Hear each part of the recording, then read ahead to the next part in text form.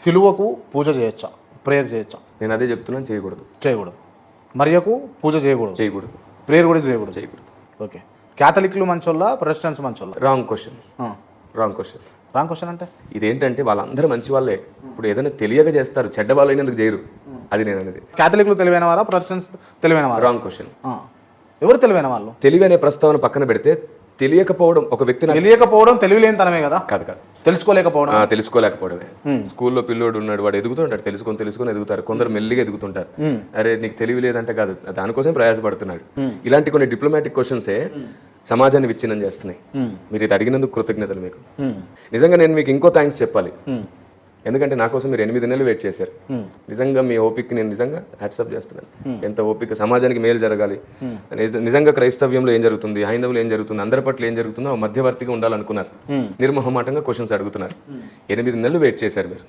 8 నెలల క్రితం మీరు ఫస్ట్ మీరు నేను అడిగినప్పుడు ఇంటర్వ్యూ ఇవ్వకుండా ఎందుకు దాటా వేసారు మీరు? అప్పుడు నాకు నిజంగా ఖాళీ లేదు. మీరు షెడ్యూల్ చూడొచ్చు. ఇప్పటికి 10 సంవత్సరాల నుంచి టైంకి నిద్రపోలేదు, టైంకి పడుకోలేదు. పుస్తకాలు పరిశీలిస్తాను. నిద్ర కూడా పోకుండా చేసేంత పెద్ద పనులు ఏమిటి చేస్తాను. రాత్రి పగలు పుస్తకాలు ధ్యానం చేస్తుంటాను. మీరు పిక్స్ చూడొచ్చు, మీకు ఇస్తాను. తర్వాత శిష్యులతో సమయం గడుపుతాను, మీటింగ్స్కి వెళ్తుంటాను. హండ్రెడ్స్ ఆఫ్ కిలోమీటర్స్ జర్నీలో కూడా చాలాసార్లు నిద్ర ఉండదు. కొన్నిసార్లు అందరి కోసం ప్రార్థన చేస్తూ వెళ్తుంటాను. తర్వాత కుటుంబానికి సమయం ఇవ్వాలి. ఇట్లా అంటే యేసుక్రీస్తు కాదు లోకరక్షకుడు, మీరు లోకరక్షకుడు అనాలి, మిమ్మల్ని అనాలి. అర్థం కాల. యేసుక్రీస్తుని కాదు లోకరక్షకుడు అనేది మిమ్మల్ని అనాలంటున్నా. ఇవన్నీ ఎందుకని అంటే ఇవన్నీ మీరు చేస్తున్నారు కదా. ఆయనకే కదా నేను సేవ చేసేది. లోకరక్షకుడు అయిన క్రీస్తుకు సేవ చేస్తున్నాను. అంటే మీతో ఉన్నటువంటి శిష్యులతో టైం కేటాయిస్తున్నారు, లేకపోతే సమాజం బాగుండాలని ప్రేయర్ చేస్తున్నారు అంటున్నారు. అవును, డైలీ పరిగెడుతూనే ఉన్నాను. ఇప్పుడు మీరు ఒక డేట్ అడిగారు, సరిగ్గా ఆ డేట్ కంటే ఒక్క రోజు ముందు నేను చాలా దూరంగా ఉన్నాను, మీ దగ్గరికి రాలేను, టైంకి కుదరదండి అని చెప్పాను. అలా 8 నెలలు మీరు అడుగుతానే ఉన్నారు. నేను నిజంగానే కుదరకే రాలేదు. ఇప్పుడు చూడండి, విజయవాడలో అన్ని వరదలు ఉన్నాయి, కానీ కుదిరింది. ఎందుకంటే సభలు ఈ వర్షాకాలంలో ఉండవు, వచ్చేసాను. రైట్. ఎంత వసూలు చేస్తారన్న మీరు ఒక సభకు పోతే? నేనేం అలా వసూలు చేయను. మీరేం వాళ్ళే మీకేమైనా వసూలు చేసి ఇస్తారా? కాదు, అదే చెప్తున్నాను. సభకు పిలిచినప్పుడు నేనేమి డిమాండ్ చేయలేదు ఇప్పటిదాకా. వాళ్ళే ఈ ఆలోచన విధానానికి, ఈ సేవకునికి దేవునికి భయపడి ప్రేమను చూపించి వాళ్ళే ఎక్కువ మొత్తంలో ఇవ్వాలనుకుంటే ఇస్తారు. అది వాళ్ళ అభిప్రాయం. దేవుడికి భయపడడం ముఖ్యమా, లేకపోతే దేవుడు భయపడాలా, లేకపోతే భక్తితో ఉండాలా, లేకపోతే ఏమంటారు ప్రేమతో ఉండాలా? మీరు అడిగిన క్వశ్చన్కి అయితే ఆన్సర్ దొరికిందా? నేను ఎక్కడ డిమాండ్ చేయను, వాళ్ళే ప్రేమతో ఇస్తారు. దాన్ని చెప్తా. మీరు ఫస్ట్ చెప్పండి. నాకు మీరు అన్న వ్యాఖ్యలో ఇది ఉన్నది, భయపడి అని అన్నారు. ఉంది, దేవుడికి భయపడి అని అది చెప్తాను. ఇది మీకు భయపడిస్తురా మీకు? చూడండి, భక్తిలో దేవుని మీద భయం ఉండాలి, దేవుని ప్రేమ ఉండాలి, దేవుడు చెప్పిన దాన్ని చేయడానికి కావాల్సిన శ్రద్ధ ఉండాలి, దేవుని నియమాల పట్ల ఖచ్చితత్వం ఉండాలి. వీటన్నిటిని క్రోడీకరిస్తేనే భక్తి అనే పదములు ఇవన్నీ ఉంటాయి. భయం లేని భక్తి వ్యర్థమైపోతుంది.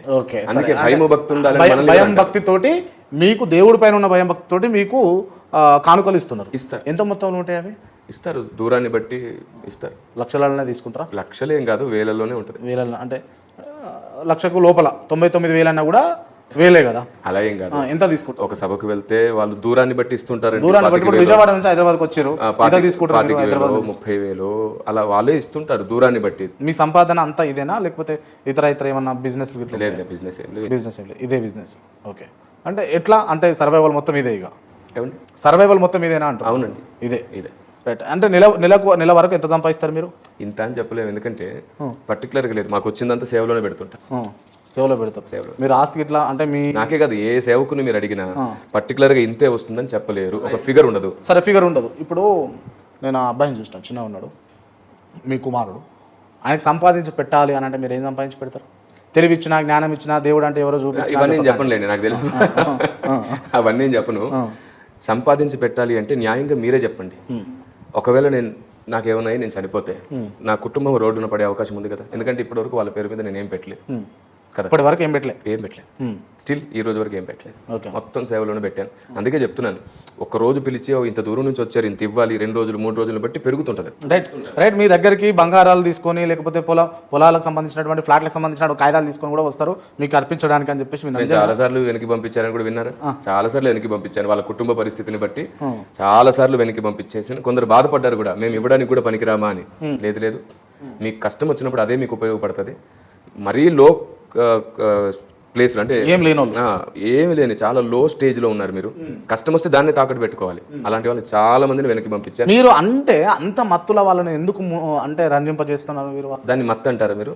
అలాగైతే ఈ రోజు తిరుపతి దేవస్థానానికి వెళ్ళి బోళ్ళని సమర్పించేస్తున్నారు. కోట్ల మత్తేనా? భక్తి, పని జరగాలి. ఇప్పుడు ఇలాంటి మంచి కార్యం ప్రపంచమంతా జరగాలి. ఇప్పుడు వెంకటేశ్వర స్వామి తిరుపతిలో ఉంటాడు, తిరుమల తిరుపతి వెంకటేశ్వర స్వామి. అయితే వెంకటేశ్వర స్వామి స్వయంగా చెప్పలే, దానికి సంబంధించి మధ్యలో ఎవరు కూడా లేరు. అంటే మీలాంటి అంటే దేవుడికి ఇది చేయాలి, దేవుడికి అది చేయాలని వెంకటేశ్వర స్వామి స్వయంభుగా ఉన్నాడు. అక్కడ వెళ్తూ ఉంటారు, వివిధ రాష్ట్రాల నుంచి వివిధ దేశాల నుంచి పోతారు, వాళ్ళు స్వచ్ఛందంగా ఇస్తారు. మధ్యలో మధ్యవర్తులే లేరు అంటున్నాడు, డైరెక్ట్ హుండీలో వేస్తారు. ఇప్పుడు మీకు ఇవ్వాలి కదా, యేసుక్రీస్తుకి ఇవ్వాలంటే మీకు ఇవ్వాలి కదా, మీకు ఇస్తే వాళ్ళు యేసుక్రీస్తుకి ఇచ్చినంత హ్యాపీగా ఫీల్ అవుతారు పబ్లిక్.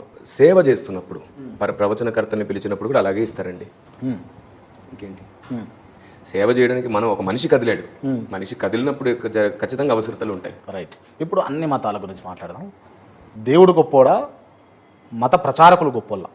అంటే దేవుడు గొప్పవాడా, మత ప్రచారకులు గొప్పవాళ్ళ? అంటే మీలాంటి వాళ్ళు అన్ని మతాలలో. మీకు ఆన్సర్ మీకే తెలుసు, దేవుడే కదా గొప్పవాడు, మతం కానే కాదంటున్నా నేను.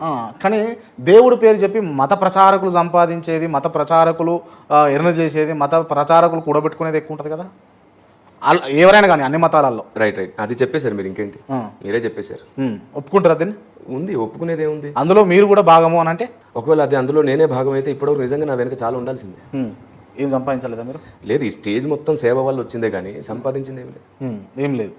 మా నాన్నగారు కూడా ఏం సంపాదించలే, ఉన్నదంతా ప్రజాసేవకు పెట్టాడు. ఆయన నాస్తికుడు, కమ్యూనిస్టు సిద్ధాంతాలు ఆయనవన్నీ కూడా. ఆయన మొత్తం ఆస్తి అంతా ప్రజాసేవకు పెట్టేశాడు. కోటేశ్వరుని అయి ఉండాలి నేను లెక్క ప్రకారంగా. ఆస్తులన్నీ ప్రజాసేవకు పెట్టినాడు. అప్పట్లో ఆయన MA చదువుకున్నాడు మహానుభావుడు. ఏదో స్కూల్ కాలేజో కట్టించాడు. స్కూల్ కట్టాడు. అవును కట్టాడు. దాదాపుగా 18 గ్రామాల వరకు ఆయన సేవ చేశాడు, దత్తత తీసుకొని. వాటర్ ట్యాంక్స్ కట్టించడం, రోడ్లు వేయించడం, ప్రజాసేవకు చాలా చేశాడు. రాజకీయ నాయకులతో పోట్లాడడం, సారా కాస్తుంటే ఉద్యమాలు చేయడం చాలా చేశాడు. మా తాతగారు కూడా స్కూల్ హెడ్ మాస్టరే. మీరు కూడా అంటే నాస్తికత్వంలో ఉండి ఆ లెగసీని కంటిన్యూ చేయలేకపోయినారు మీరు? అదే, దేవుడు నాకు దొరికాడు, దేవుడే స్వరంతో పిలిచాడు. నాకు నిజం తెలిసి నాకు ఎలా ఊరుకోను. నాకు దేవుడు దొరికితే భారతదేశంలో అందరికీ చెప్పాలనుకుంటాను. కిరణ్ గారు అంటే మీరు చెప్తున్నటువంటి వాక్యం ఏదైతే ఉందో, దేవుడు పిలిచిండు, దేవుడు కిరణ్ పిలిచిండు అని చెప్పి చెప్తున్నారు కదా, అది మీకు పిచ్చితనం లాగా అనిపిస్తుంది? చూడండి, నా అనుభవం గురించి నేను ఎవరికి నిరూపించక్కర్లా. నా ఓన్ ఎక్స్పీరియన్స్ నేనేం చేయను. నాకు నిజం తెలిసింది, సత్యం తెలిసింది. నాకు అది నా ఎక్స్పీరియన్స్, నా సొంత అనుభవాన్ని నిరూపించడానికి నేను ఏం చేయను. Okay, right. అంటే బైబిల్లో దేవుణ్ణి, ఈ మాట మీకు అర్థమైందా? నా సొంత అనుభవాన్ని నేను అనుభవిస్తున్నాను. ఈ అనుభవానికి రుజువే నా జీవితం ఈరోజు. Right, okay, fine, okay.